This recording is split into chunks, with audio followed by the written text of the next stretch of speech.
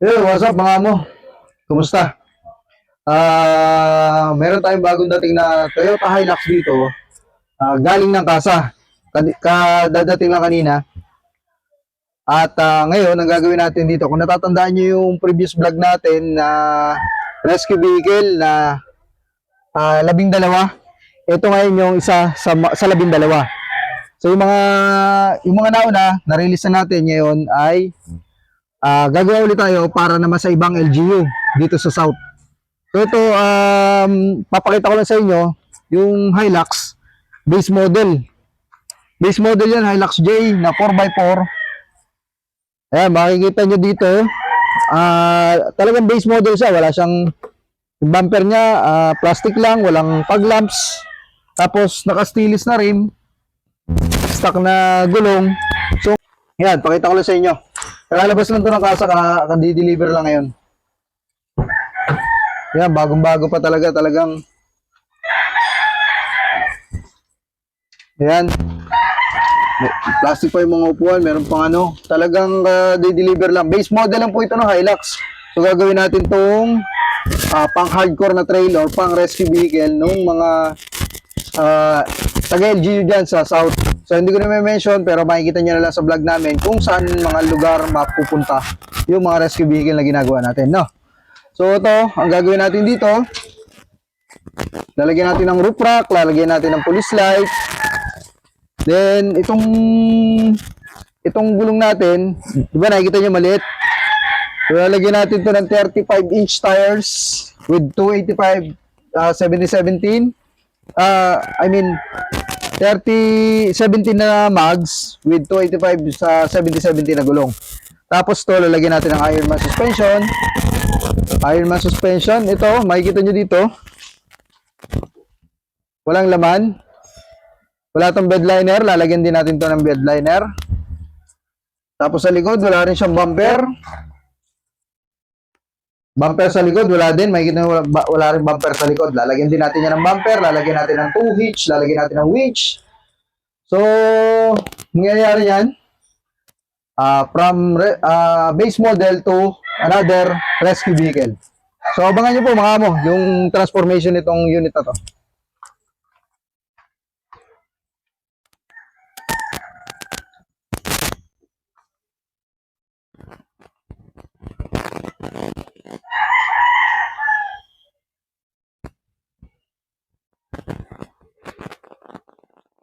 Ayan mga amo, sisimulan na natin yung ating Project Hilux. Babaklasin na muna natin ng bumper. Napakalakas ng ulan ngayon, makikita napakalakas ng ulan. Ayan, babaklasin natin. Bumper muna ang ating unahin. Then body lift, babody lift muna natin. Then suspension lift. Yan, sunod-sunod na yan. Abangan mga amo, yung transformation itong Hilux na J. Hilux J base model to race rig or rescue vehicle.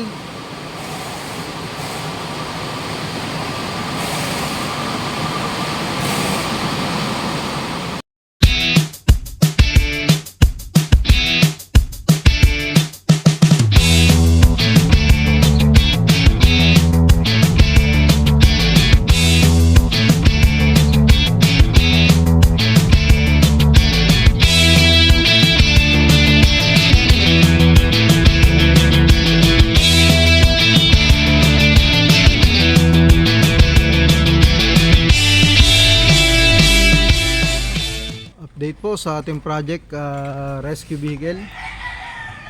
Ito, nalagyan na natin ng nalagyan na natin siya ng bedliner. Yan, lagyan ng bedliner. Then sunod naman ginagawa natin dito, snorkel naman.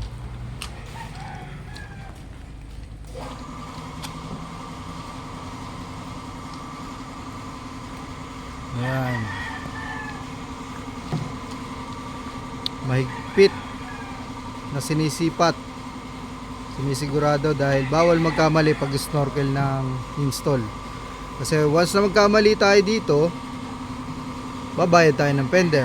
So kinakailangan 100% sure bago butasan. Ito nga pala yung snorkel na ilalagay natin dyan.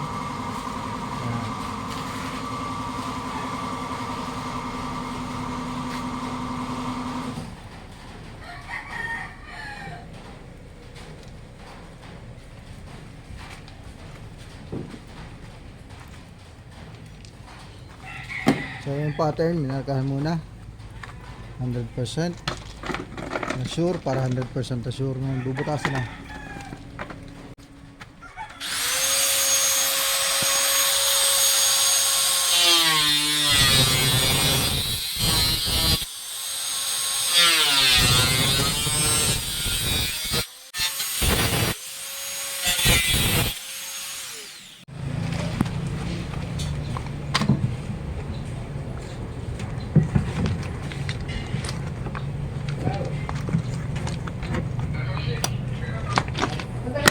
Yun, nakalagay na. Fix. Ayos na, snorkel.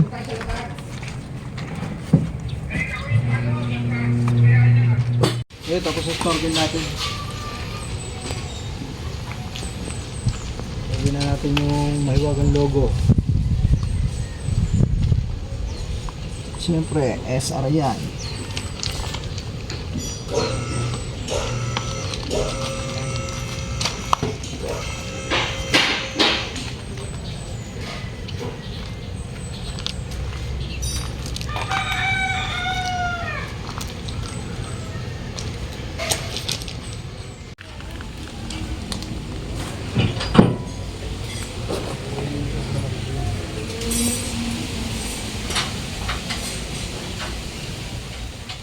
Go.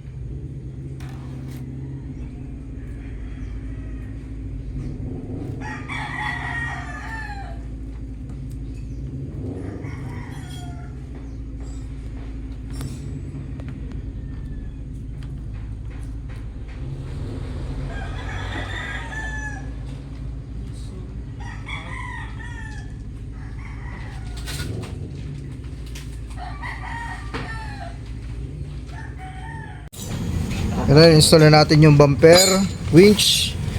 Nilagay na natin yung winch, nakabalot pa. Winch, tapos bumper. Ito, itataas na natin. So, na-install na rin natin yung mga side rail. Itong side step. Saka nilagyan din natin ng rain visor. Tapos to bumper. Okay.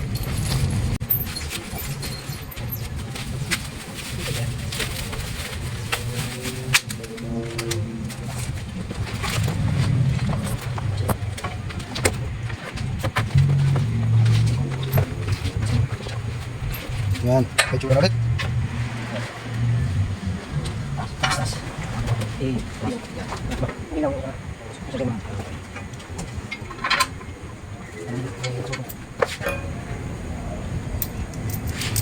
So ito, naglagay din tayo ng LED spotlight.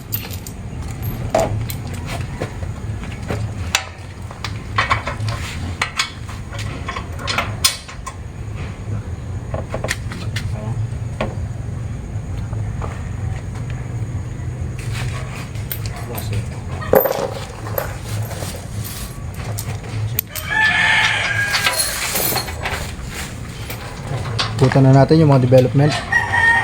SR snorkel installed, side step installed,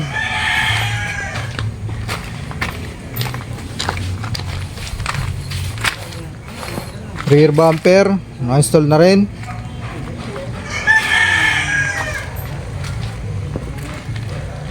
Ayan. Ang mga susunod na i-install natin ay yung roof rack naman. Then itong roll bar sa likod, roof rack saka roll bar. Tapos papalitan na natin ng 30 3 na gulong to.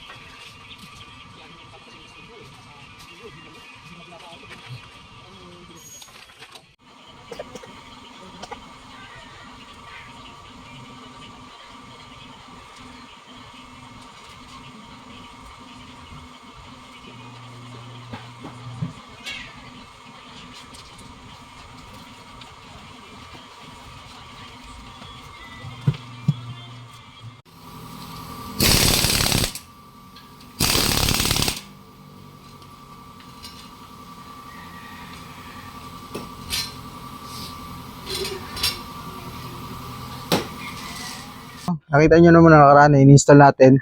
So ngayon, for delivery na siya, for release na siya, tetestingin natin isa-isa yung mga kinabit natin.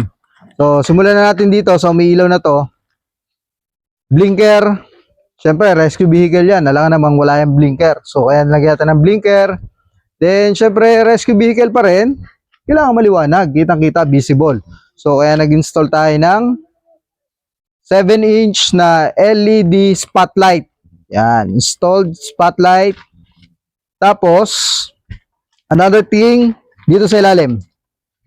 Siyempre, rescue vehicle pa rin siya. Hindi naman po pwede na wala siyang panghila. So, kaya yan, nilagyan natin ng panghila. Saglit lang. Check ko lang yung panghila natin.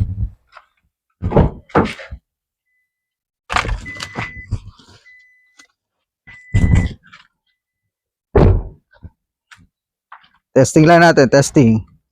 Testing natin yung out. Out, out.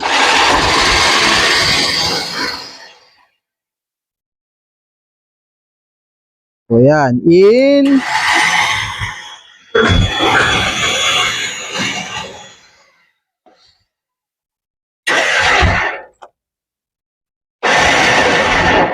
Tago. Yan. So yun, winch, SR winch, 12,100. Nakalagay sa ilalim, hindi lang makita. Tapos syempre, hindi naman malalagay ang mga yan kung wala nitong SR bumper. SR bumper, browser bumper. Yan, may mga ilaw-ilaw. Yan, tiltable pa siya, pwedeng ilipat-lipat diyan. Kung saan mo gustong iharap. Tapos, syempre, nag-upgrade tayo. Kailangan natin ng magandang suspension. Yan, install natin ang Ironman suspension.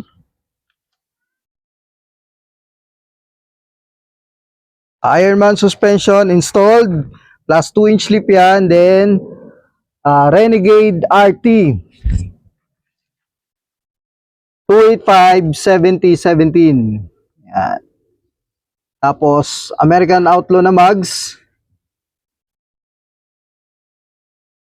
Okay, then slim fender.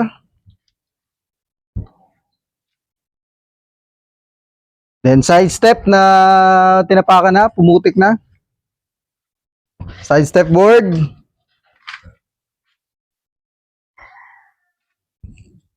Then dito na sa likod. SR bull bar. Nilagyan natin ng bracket. Ito, bracket. Tapos, nilagyan natin ng rack sa taas. Siyempre, para malagay yung palakol, nilagyan natin ng bracket.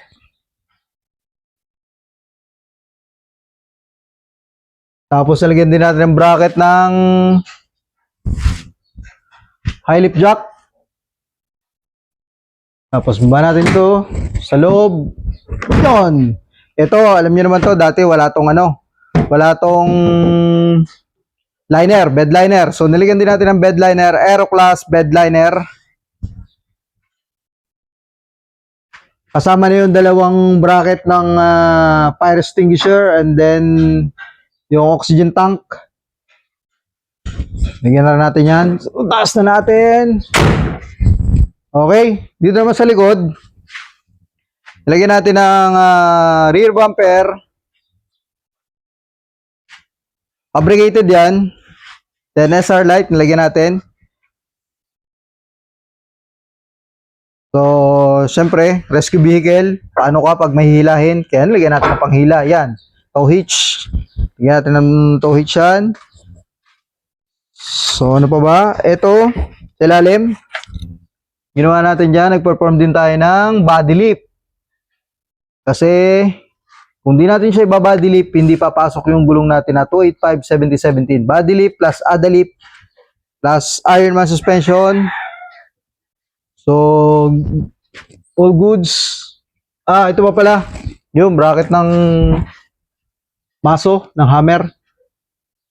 Tapos, syempre, bago natin makalimutan, maraming salamat sa MDRRMO ng Marinduque, Torrejos, Marinduque. Maraming salamat po sa suporta, sa tiwala. Ayan, doon natin po ito ipapadala sa Marinduque.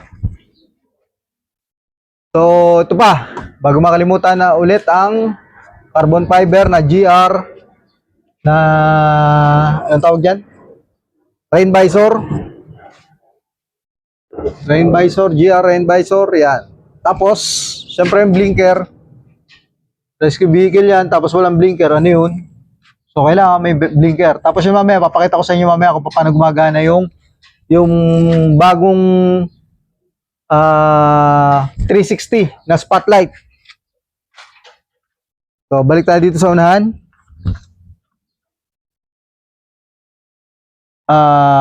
Ito, snorkel.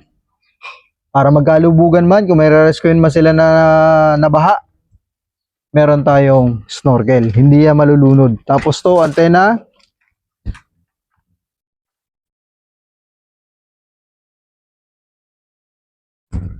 Okay, ano pa ba?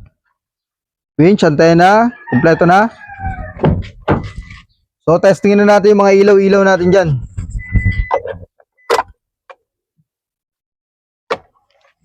Testingin natin yung mga ilaw-ilaw.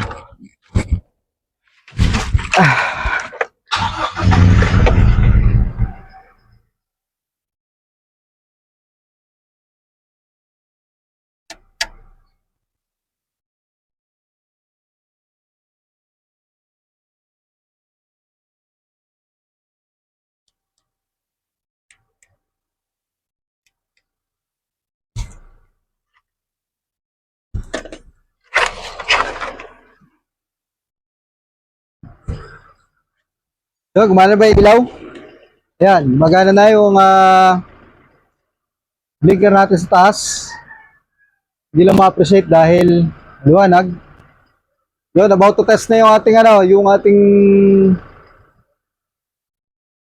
bunutin muna natin yung mahiwagang remote. Yan, remote. Testing natin. Lighting on. Yan, nakikita nyo naman, focus. Yan. 360 po yan, 360 mga amo ha. Yan, kung saan niya gustong umarap, harap siya. Parang disco light lang.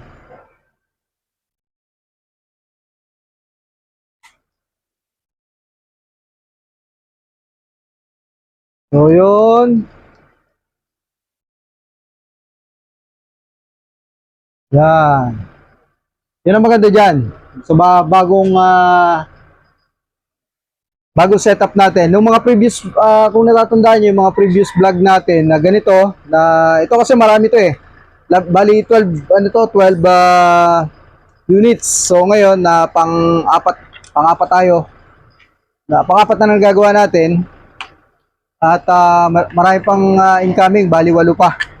So muli, maraming salamat po sa tiwala mga amo at huwag po kayong magsasawang sumubaybay, sumuporta sa amin sa mga gawa namin dito sa Winch Point Off-Road. Sa mga kaibigan natin, sa mga followers natin, maraming salamat po at sa patuloy na pagsuporta. Okay, ngayong araw i-deliver na natin to sa Marinduque dito sa Torrejos, MDRRMO ng Marinduque Province.